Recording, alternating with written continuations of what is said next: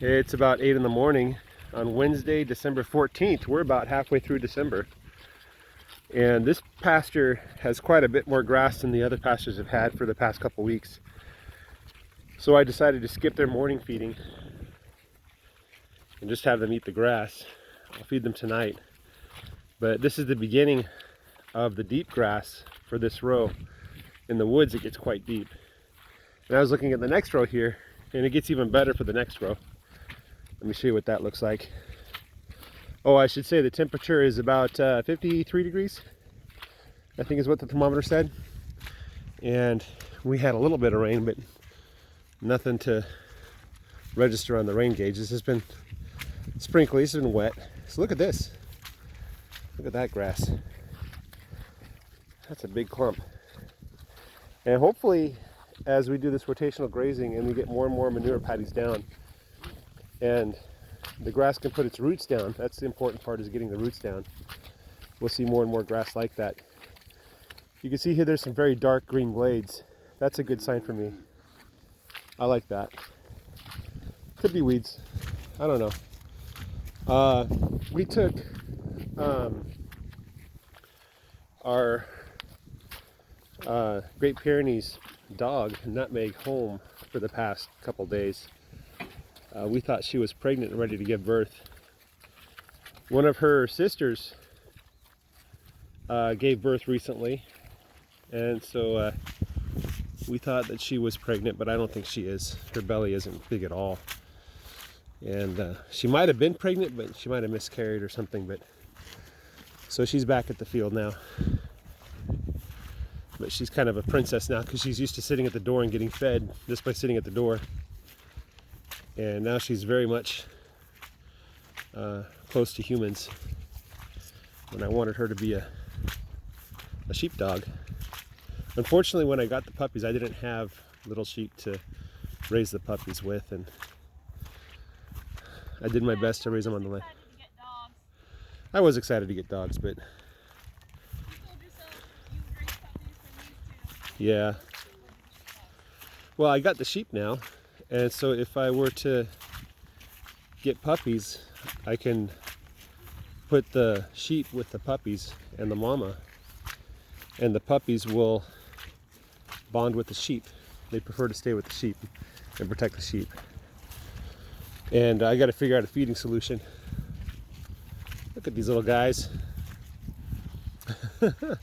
Shy little guys. Anyway, so I'm a little bit depressed about that, but you know, next time. You can see the ground is very soft here. The cows are, a good inch down as they trample the soil. So they're disturbing the soil greatly. Is it bad enough to destroy the soil? I don't know, maybe. Especially if I left them here for like a week. But we're going to move them to a new row here tomorrow evening. Look at that cow go. It's like a grass vacuum. This cow doesn't waste any time.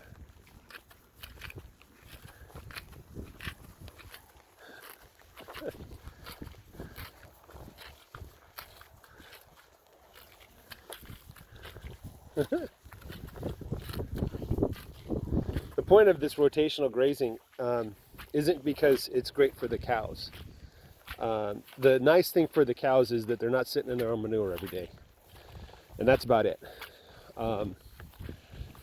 The point of the rotational grazing is for the ground. And that's my primary focus, is raising healthy soil. And so I'm chiefly concerned with, am I getting the benefits in the soil from rotational grazing? Here's a look at last night's versus this morning's pastures. It is muddy, but you can see they got a lot of the grass. The material that they eat goes in their bellies and it comes out as manure, and of course urine and stuff.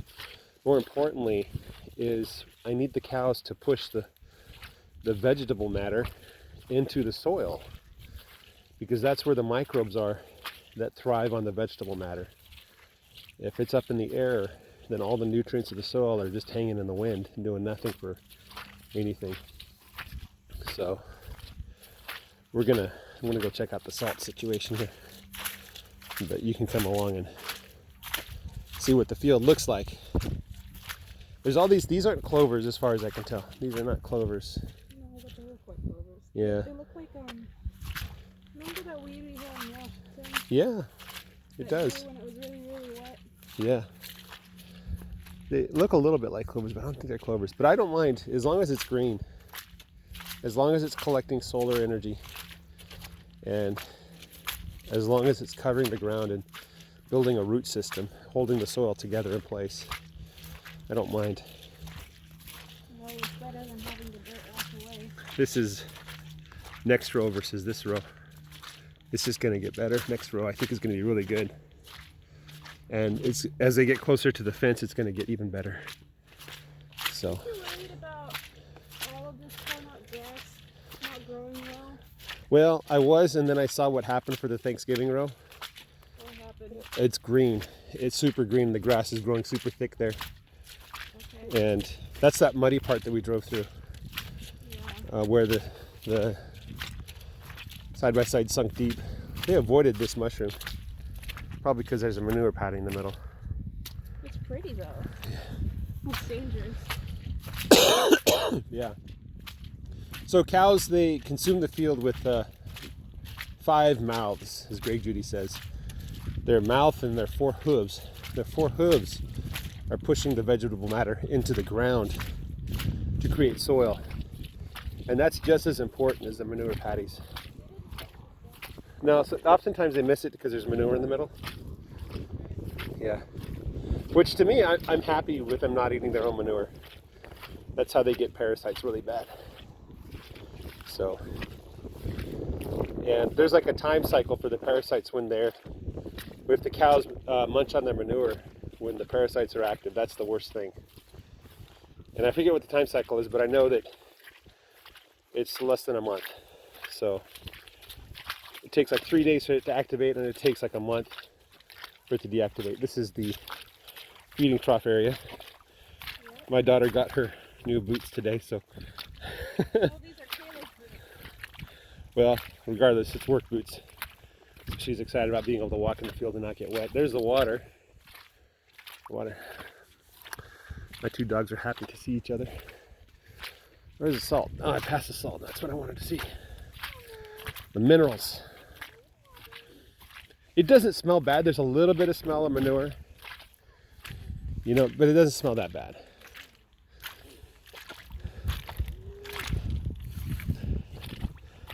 Oh man, this is muddy. My feet are just sinking in. Oh, they already ate it all. I'll have to give them some more. Hey, Eliana.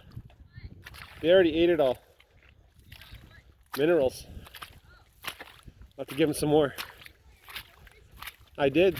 Yeah, like 2 days ago.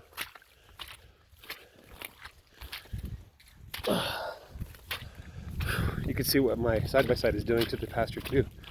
I've been driving it in the same tracks just to minimize the damage.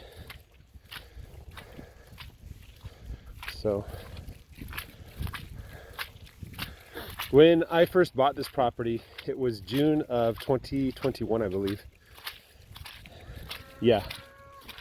And we had, the previous owner had grown ryegrass, and it was up to my armpits.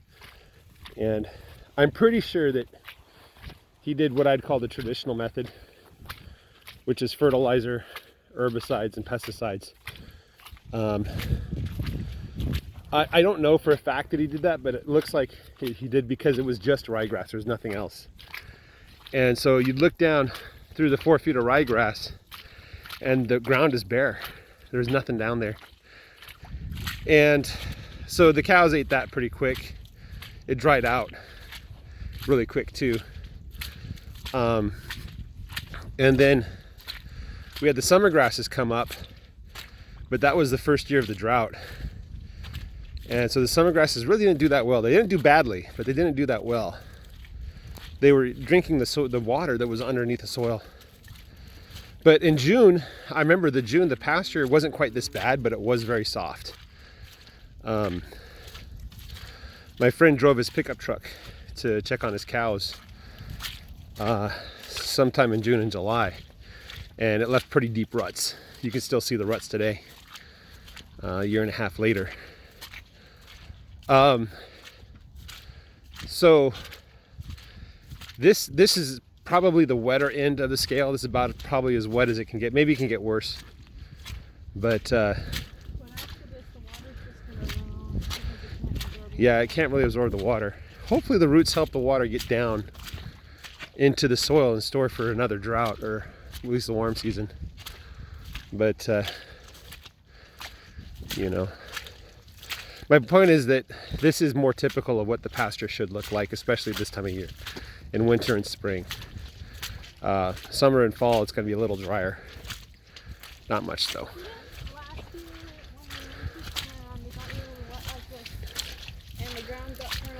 And then the grass didn't recover very well, right? No, last winter, it only rained a couple times. And by the time spring came around, spring came late because it was cold, like all the way into March. Yeah. And by cold, I mean like 30s and 40s. And it was really cold. yeah, and then spring came late and we didn't get the spring rain. And so everybody was watching and waiting for the grass to grow. It never did. And then about April, we got some rain. I remember there was a tornado down there near Gilmer. We got a little bit of rain and the grass grew a little bit, but it switched from winter to summer within a matter of weeks. Yep. And so we went from like 40-degree weather to 90-degree weather. And so the spring grass only got about 2 or 3 feet tall at best. I have a photo of him really lying in it, and Yeah. the grass was tall enough to fall over on itself. Yeah, but It looked cool, but it didn't get very tall. and it didn't last very long, and then it dried out really quick. So the summer was not good. and then the summer hit and we still didn't get rain. We didn't get rain. And the problem then was the summer grass could not find water. And so it just lay dormant most of summer. And that's when we had a whole bunch of dry grass in the field everywhere. Everything wasn't growing and it was super dry. And in July we had a fire Because of how dry it was. because of how dry it was. I don't know what caused the fire, but I've heard rumors that dry grass will cause fires. It just spontaneously combusts if it's too dry. Which it was. We also had a lightning strike that morning in this area, and we had an electric fence. You had a big pile of brush. I said earlier in a video that the cows cleared out the forest. That's partially true. Most of the remainder was cleared out by the fire. So that's why the forest looks so clear. Also, when we bought the property, there was a big pile of brush that the previous owner had left from trimming the trees down. Well, that was a wildlife brush. Oh, really? Yeah, it's so the rabbits and the birds have someplace to hide. Yeah, well, that was the thing that And I burned. plan on that burned for days. Yeah, The big log there. I felt bad Well, for that. there's some trees that are coming. You can see there over there. There's a tree that needs to come down right now. Yeah. Make a new brush pile. Anyway, oh, you can see number 20 milking his mommy. Cute. Yeah. Anyway, so this is more like what the pasture's supposed to be all the time. Because we do get 36 inches on average. Some years we'll get 48 inches of rain. That's one of the reasons why I chose this area, was because of the heavy rainfall. And it's continuous throughout the year. It doesn't like all rain in one month, like in Arizona. It rains. You do get significant rains throughout the year, but if you look at like a monthly rainfall chart, it's just like a scatter plot. There's really no pattern to it. Well, some weeks it rains really heavy for like maybe an hour or two or a day. Yeah. And then other weeks it just sprinkles all week. Yeah. So anyway, this is where we're at, and we're in grass again. Finally, the cows have grass. They've been eating for 15 minutes now. All right, guys. I'll see you later. Take care. Bye bye.